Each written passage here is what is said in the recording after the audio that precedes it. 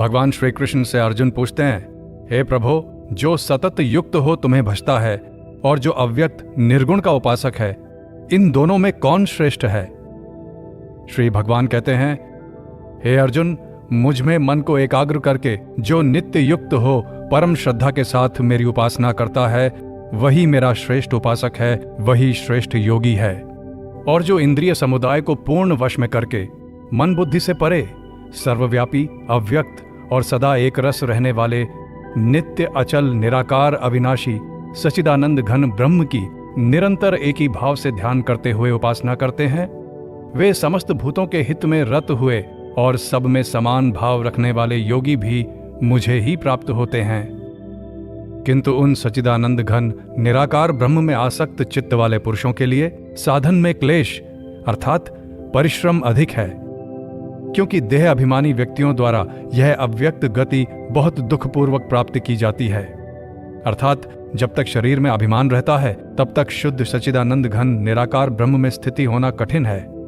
और जो मेरे परायण हुए भक्तजन संपूर्ण कर्मों को मुझ में अर्पण कर मुझे अनन्य ध्यान और योग से निरंतर चिंतन करते हुए भजते हैं, हे अर्जुन, मुझ में चित्त लगाने वाले उन प्रेमी भक्तों का मैं शीघ्र ही मृत्यु रूपी संसार समुद्र से उद्धार करने वाला हूं। इस कथन में ज्ञान योग और भक्ति योग दोनों का दिग्दर्शन कराया गया है। कह सकते हैं कि उसमें दोनों की व्याख्या कर दी गई है। ज्ञान योग अवश्य अति श्रेष्ठ मार्ग है, तत्व विचार उसका प्राण है। और आश्चर्य की बात तो यह है कि सभी सोचते हैं कि वे ज्ञान योग के आदर्श अनुसार चलने में समर्थ हैं, परंतु वास्तव में ज्ञान योग साधना बड़ी कठिन है। उसमें गिर जाने की बड़ी आशंका रहती है।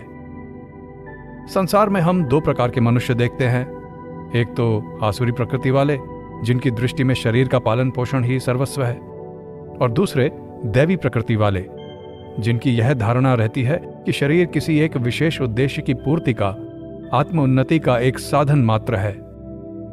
शैतान भी अपनी कार्य सिद्धि के लिए शास्त्रों को उद्धृत कर सकता है और करता भी है। और इस तरह ऐसा प्रतीत होता है कि ज्ञान मार्ग जिस प्रकार साधु व्यक्तियों के सत्कार्य का प्रबल प्रेरक है, उसी प्रकार असाधु व्यक्तियों के भी कार्य का समर्थक है। ज्ञान योग में यही एक बड़े खतरे की बात है। परंतु भक्ति योग बिल्कुल स्वाभाविक और मधुर है। भक्त उतनी ऊंची उड़ान नहीं उड़ता जितना कि एक ज्ञान योगी, और इसीलिए उसके बड़े खड्डों में गिरने की आशंका भी नहीं रहती। पर हां, इतना समझ लेना होगा कि साधक किसी भी पथ पर क्यों न चले, जब तक आत्मा के सारे बंधन छूट नहीं जाते तब तक वह मुक्त नहीं हो सकता।